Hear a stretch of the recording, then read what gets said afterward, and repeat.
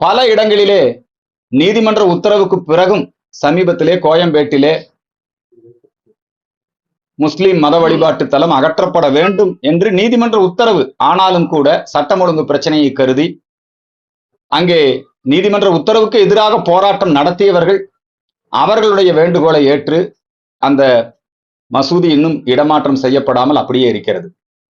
இதுல மாவட்ட நிர்வாகமும் தாசில்தாரும் மக்களோடு பேச்சுவார்த்தை நடத்தி, ஏன்னா ஒரு நபருக்காக ஒட்டுமொத்த அரசாங்கமும் இயங்குகிறது இந்த இடத்திலே என்பதுதான். அதே மாதிரிதான் இந்த மாவட்டத்துல ஒரு பெரிய மலையவே ஆக்கிரமிச்சு வச்சிருக்காங்க, கொண்டு போய் சிலுவையை நட்டி. நீதிமன்ற உத்தரவு, அரசு உத்தரவு எல்லாத்துக்கும் எதிர்ப்பாக இன்னை வரைக்கும் அந்த சிலுவையை அகற்றுவதற்கு பூண்டி மலைப்பகுதியை ஆக்கிரமித்திருக்கிறார்கள். அதை அகற்றுவதற்கு எந்த முயற்சியும் செய்யவில்லை. திருவள்ளூர் மாவட்டத்திலே மோசடி மதமாற்றங்கள் அதிகரித்துக் கொண்டே இருக்கிறது. எங்கு பார்த்தாலும் கிறிஸ்தவ மத பிரச்சாரம் நடைபெற்றுக் கொண்டிருக்கிறது. ஆகவே இவற்றையெல்லாம் தடை செய்ய வேண்டும். இந்துக்களுக்கு பாதுகாப்பு, இந்த கோயில்களை திடீரென அகற்றுவது, இத்தகைய காரியங்கள் நிறுத்தப்பட வேண்டும் என்கிற கோரிக்கையை இந்த நேரத்திலே முன்வைக்கின்றேன். அடுத்ததாக, நேற்றைய தினம் ஒரு முக்கியமான தகவலை அனைத்திந்திய அண்ணா திராவிட முன்னேற்ற கழகத்தினுடைய பிரமுகர் ஐயா திண்டுக்கல் சீனிவாசன் அவர்கள் ஊழியர் கூட்டத்திலே பேசியிருக்கிறார். கூட்டணி அமைக்க வேண்டும் என்று சொன்னால் 100 கோடி ரூபாய் கேட்கிறார்கள். தமிழ்நாட்டினுடைய அரசியல் எவ்வளவு தரம் தாழ்ந்து போயிருக்கிறது பாருங்க.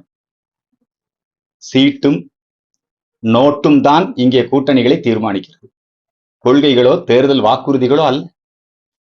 இது ரொம்ப வருந்தத்தக்க சூழ்நிலை. இத்தகைய ஒரு கலாச்சாரத்தை திமுக அதிமுக ரெண்டுமே சேர்ந்து உருவாக்கியிருக்காங்க.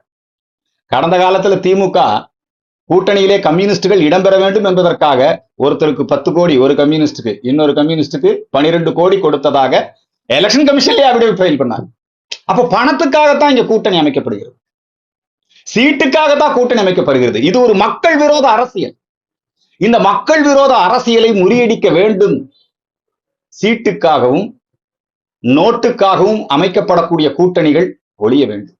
கொள்கைக்காக, மக்களுக்கு நன்மை செய்வதற்காக கூட்டணிகள் அமைக்கப்பட வேண்டும். ஆகவேதான் பாரதிய ஜனதா கட்சி பல இடங்களிலே வெற்றிகரமாக கூட்டணிகளை அமைத்து, தன்னுடைய கட்சிக்கு பெரும்பான்மை கிடைத்திருந்தாலும் பிஜேபிக்கு கூட்டணி கட்சிகளையும் மதித்து மந்திரி சபையிலே இணைத்து கூட்டணி அரசாங்கங்களை பல மாநிலங்களிலே வெற்றிகரமாக நடத்தி வருகிறார்கள். மத்தியிலும் நடத்தி காட்டியிருக்கிறார்கள். வரக்கூடிய 2026 ஒரு நல்ல வாய்ப்பு. இந்த சீட்டு நோட்டு கூட்டணிகளை முறியடித்து கொள்கை கூட்டணியாம் பாரதிய ஜனதா கட்சி கூட்டணி மக்களிடையே நிச்சயமாக வெற்றி பெறும். பாரதிய ஜனதா கட்சி கூட்டணி மந்திரி சபையிலே அனைவருக்கும் அதிகார பகிர்வு, அந்த அனைவருடைய கொள்கைகளையும் மதித்தல், மக்கள் வாக்குறுதிகள், தேர்தல் வாக்குறுதிகள் என்ன கொடுக்கப்படுகிறதோ அதை சேர்த்துக் கொள்ளுதல், குறைந்தபட்ச செயல் திட்டம் என்கின்ற அடிப்படையிலே எல்லா கட்சிகளையும் ஒருங்கிணைத்து இப்பொழுது இருக்கக்கூடிய இந்த மக்கள் விரோத ஆட்சியை அகற்ற வேண்டும். அனைத்து விதங்களிலும் தோல்வி அடைந்த திராவிட முன்னேற்ற கழகத்தினுடைய ஆட்சியை அகற்றிவிட்டு, மக்கள் விரோத திமுகவை அகற்றிவிட்டு, பாரதிய ஜனதா கட்சியினுடைய நரேந்திர மோடியினுடைய ஆட்சி ஒரு கூட்டணி ஆட்சி, மந்திரி சபையிலே அனைத்து கட்சிகளுக்கும் இடம் கொடுத்து இங்கே அமைய வேண்டும். அதற்கான முயற்சிகளை பாஜகவினர் மேற்கொள்ள வேண்டும் என்கிற வேண்டுகோளை இந்த நேரத்திலே முன்வைக்கின்றேன். தமிழகத்திலே தொடர்ந்து நம்முடைய இந்து மக்கள் கட்சியினுடைய நிர்வாகிகள் மீது பொய் வழக்கு, சிறையில் அடைத்தல், கடந்த காலத்திலே பிராமணர்களுடைய அந்த பாதுகாப்பிற்காக ஒரு மிகப்பெரிய நிகழ்ச்சியை இந்து மக்கள் கட்சி நடத்தியது.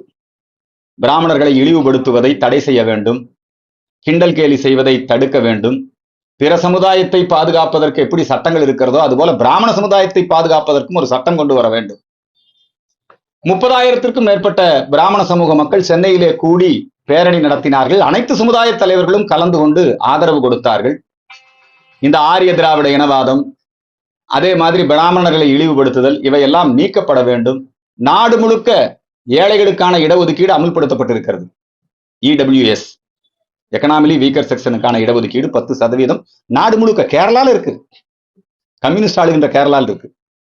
ஆனால் தமிழகத்திலே மட்டும் திமுக அதிமுக 2 கட்சிகளுமே ஏழைகளுக்கான இடஒதுக்கீட்டை எதிர்க்கிறார்கள். எனவே வருகின்ற ஜனவரி மாதம் 5ஆம் தேதி இந்து மக்கள் கட்சியின் சார்பிலே தொடரும் பிராமண துவேஷத்தை கண்டித்தும், நடிகை கஸ்தூரி, இந்து மக்கள் கட்சியினுடைய இளைஞரணி ஓம்கார் பாலாஜி இவர்கள் மீது பொய் வழக்கு போட்டு சிறையில் அடைத்து துன்புறுத்துவதை கண்டித்தும், தமிழகத்திலே ஏழைகளுக்கான இடஒதுக்கீட்டை முழுமையாக அமுல்படுத்த வேண்டும் என்பதை வலியுறுத்தியும் இந்து மக்கள் கட்சியின் சார்பிலே மதுரையிலே மாநிலம் தழுவிய ஒரு நாள் அடையாள உண்ணாவிரத போராட்டம் மதுரையிலே நடைபெறும் என்பதை இந்த நேரத்திலே தெரிவித்துக் கொள்கிறேன். பாராட்டு தெரிவிச்சேன், வரவேற்பு தெரிவிச்சேன். இன்னைக்கு வந்து கூட்டத்துல பாத்தீங்கன்னா லாஸ்ட் டைம் மாநாட்டுல பிஜேபி வந்து அவர் தாக்கி பேசிக்கிறாரு. நீங்க எப்படி பாக்குறீங்க? அவருக்கு கருத்து சொல்வதற்கு உரிமை உண்டு. ஒரு கட்சி ஆரம்பிச்சிருக்காரு. அவர் வந்து திமுகவினுடைய அராஜகத்தை எதிர்த்தும் பேசுகிறார். திமுக வந்து எல்லாரையும் பாசிசம்னு குற்றம் சாட்டுறாங்க. அப்ப நீங்க என்ன பாயாசமானு திமுகவை தான் நேரடியா அவருடைய மாநாட்டுல அட்டாக் பண்ணி பேசினார். அட்டாக் பண்ணினா விமர்சித்து பேசினார். அதே போல இப்பொழுது பாரதிய ஜனதா கட்சியையும் அவர் விமர்சனம் செய்கிறார். கொள்கை அளவிலே வரக்கூடிய விமர்சனங்களை பிஜேபி சந்திக்கும். ஆனா அவர் பிஜேபி விமர்சனம் செய்வதாக நினைத்துக் கொண்டு ஒட்டுமொத்த தேசத்தை விமர்சனம் செய்வது, நல்ல திட்டங்களை விமர்சனம் செய்வது என்று வருகிற போது அதுக்கு நாங்க பதிலடி கொடுப்போம். இந்தியா ஒரு பாரத நாடு. இதை ஒன்றியம்னு திராவிட இயக்கத்துக்காரன் வேணா சொல்லலாம். இதை ஒன்றியம்னு ஏன் விஜய் சொல்லணும்? புரியுதுங்களா?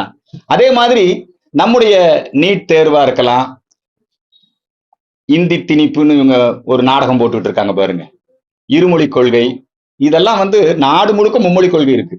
நாடு முழுக்க பொருளாதார அடிப்படையில ஏழைகளுக்கான இடஒதுக்கீடு இருக்குது. நாடு முழுக்க நீட் தேர்வு இருக்குது.